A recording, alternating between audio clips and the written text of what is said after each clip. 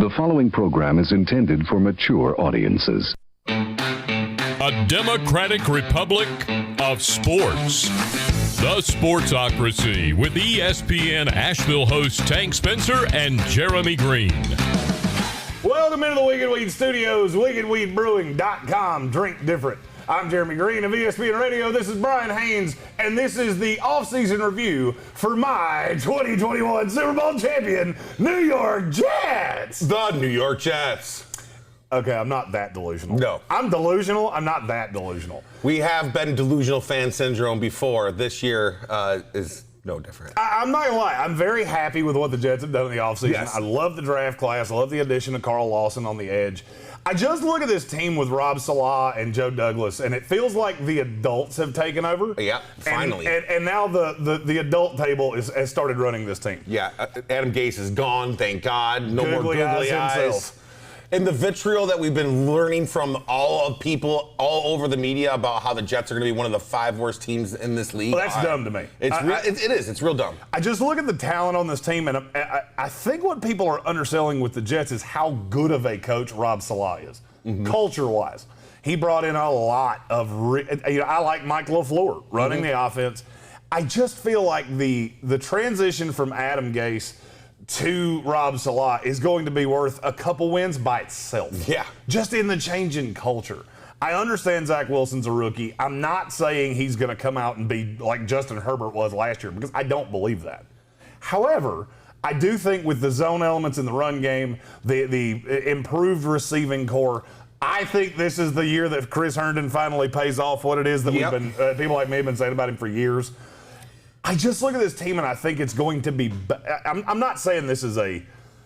I'm not saying they're going to be a playoff team. I'm saying they're going to be a competitive team that's not going to be an easy win, and this will be a step in the right direction. I agree. I think their receiving core is easily 5 deep. I mean, you look at Corey Davis. So long as Jamison Crowder comes back. Yeah, well, that's the word we're getting out of here recently is that he's holding out of OTAs. They're trying to restructure his contract because it is a $10 million deal. I guess they're probably looking around and saying, man, we're pretty deep. We got Elijah Moore now. They brought over Keenan Cole, who's not bad as well. I think he's been a serviceable wide receiver in this league for several years now. And they're looking at it saying, we just kind of probably need you to restructure just a little bit. I think it would be in Jamison Crowder's best interest to do so. But I'm not really sure what he could actually get on the open market. So, well, I think they could get a pick for him. I think he's still worth what it is that he's been paid. I just think this is a situation where he may be a hat on a hat at $10 million. Yeah. Because I think this team knows. I mean, I've got him at 9-8. Tank has him at 10-7. You've got him at 6-11.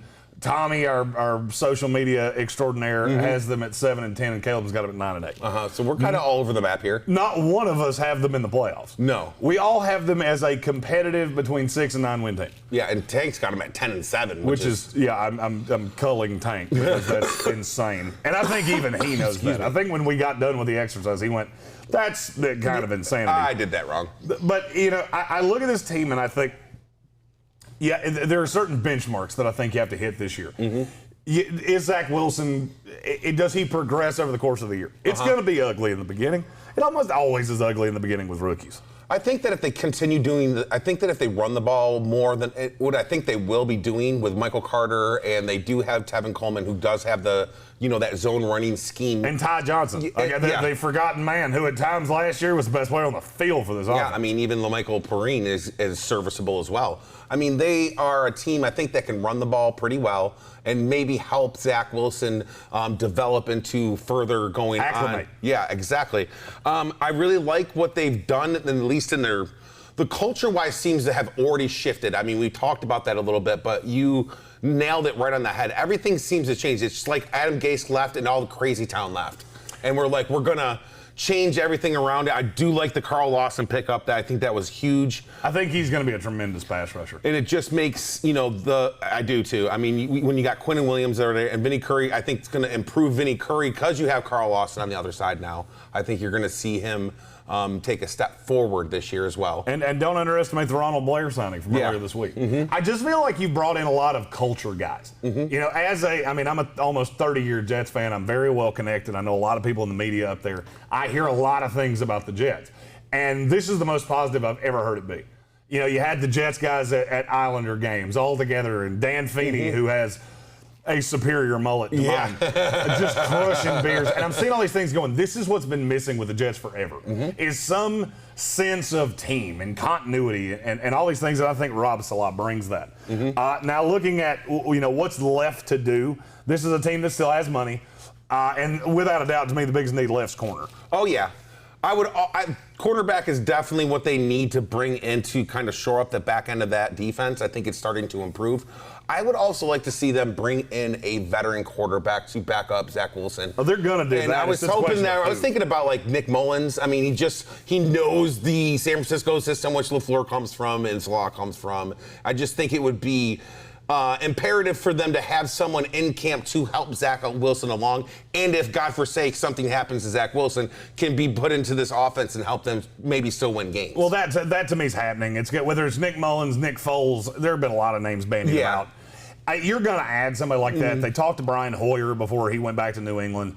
They're going to add a vet arm to come into camp, somebody to be in the room with Zach Wilson to teach him how to be a pro, and all of the things that you need a vet to coach a rookie along with. That's going to happen. What I'm concerned about is looking at the depth chart at corner with Bless Austin and Bryce Hall, Javelin Guidry, who was an undrafted free agent last year, Jason Pennick, who was an undrafted free agent this year. It's just a lot of dudes, and I don't feel like there's a one. I see a couple guys that I think could be twos. I think Javelin Guidry can be good in the slot. I just don't see the one. I don't see a guy stepping up to be the one. And maybe, Rob Saleh thinks Bryce Hall can be that. I don't know. I would like to see them add a vet, whether it's a Steven Nelson or a Richard Sherman. Richard Sherman just screams. That makes so much sense. I'm just not sure he's going to come to the East Coast to play for the Jets. I know he likes Saleh and all that, knows the system, comfortable in the system. I just can't believe that somebody at Richard Sherman's age is going to take the 1 year deal to play with a team like the Jets. And that's not a shot. I just don't think this is a Super Bowl contender. Right. And I think that's what he's going to be out there looking for. Now, I do hope they add, that vet presence. Other than that, I look at this team, I think the offensive line is going to be markedly better just switching to this zone concept. Obviously, Mekhi Becton is the anchor of this line. Ali Vera Tucker, that was the first-round pick earlier this year at guard. That left side's going to be really good. I think they're going to be able to run the ball better than people think they will. And that leads me into one of our little benchmarks here of value fantasy player. We are an affiliate for the North Carolina Tar Heels, and I saw a shitload of Michael Carter. And I said in the pre-draft, Michael Carter could end up being the most pro-ready, put in the right system. Well, the system is this system. This is the perfect system for him as that one-cut zone back. I think it's going to take some time for him to clearly be the guy. And I'm not sure that he ever gets to the point where he's the guy this year.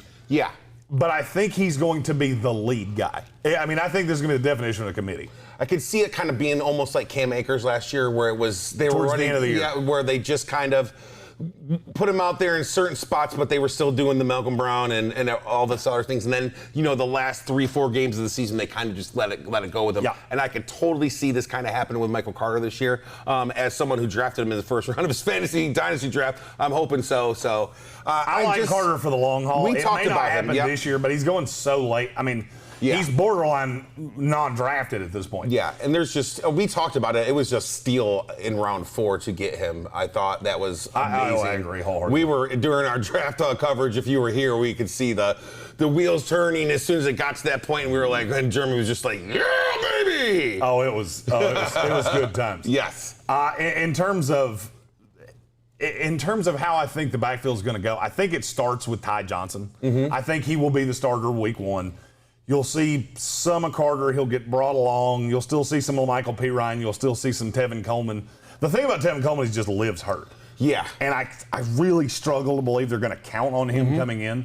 Another player that, and this is not fantasy relevant, but just a player we haven't talked about, I am really anxious to see C.J. Mosley in this defense. I mean, we haven't been able to. He's been injured the whole time, basically. Well, he was hurt. He hasn't played a full game as a Jet yet, and then he opted out last year. So if he comes back as the guy that we signed from Baltimore, which is that's a tall ask after 2 years away. If he can be 80% of that guy, I think this defense can be really, really good.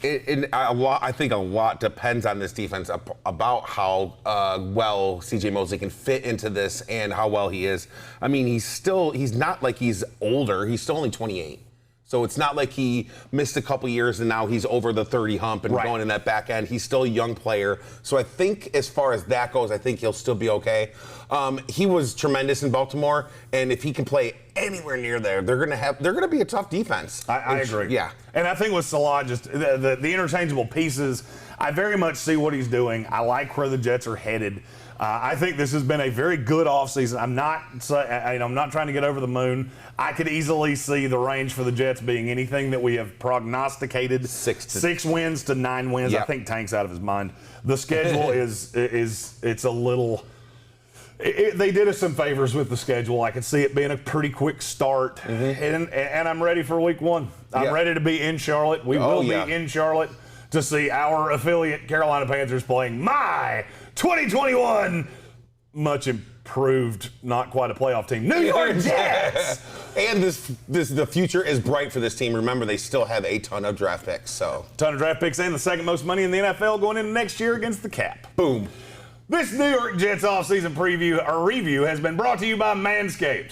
With Father's Day right around the corner, the perfect gift for your father is a gift from Manscaped. Never forget your first home was your father's balls, and it's time for you to get a long overdue housewarming present for your first home. Manscaped.com. Use our promo code SPORTSOCRACY. You'll get 20% off your purchase, all of your purchase, no matter how many wonderful gifts you gift for dad, and you'll get free shipping to anywhere domestic in the continental 48 United States. Absolutely. Manscaped.com, promo code TheSportsocracy. I'm Jeremy Greene, he's Brian Haynes, and this has been the New York Jets 2021 off-season review, brought to you as always by Wicked Weed Brewing. Visit our friends Wicked Weed at wickedweedbrewing.com. Drink different.